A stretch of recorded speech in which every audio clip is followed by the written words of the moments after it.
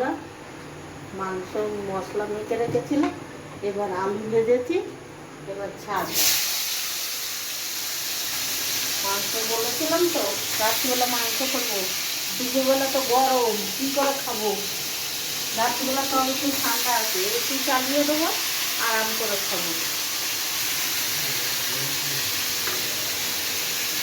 দেখুন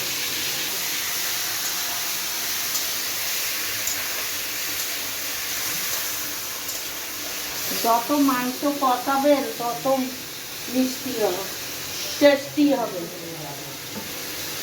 ঘুগনিটা এত সুন্দর বানিয়েছিলাম, ভীষণ টেস্টি হয়েছে, নাতি বললো।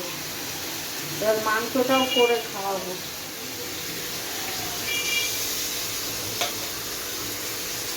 সব মশলা আছে, আদা রসুন পেঁয়াজ, তারপরে তোমার জিরে টমেটম একবারে পুরো মাখিয়ে নিয়েছি।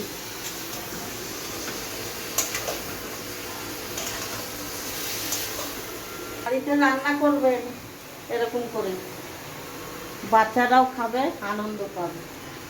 একটু হলুদ দিয়ে নিই, কম হয়েছে। এটা লঙ্কা, আদা রসুন পেঁয়াজ দিয়ে দিয়েছি আগে।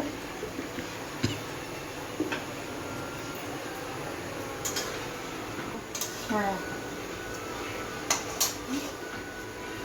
নেড়ে কষিয়ে নেবো, ঢেকে রাখছি, একটু পরে আবার হবে। দেখো বন্ধুরা কি সুন্দর রান্না হয়েছে, এক থালা ভাত খেয়ে নিয়েছে এটা দিয়ে।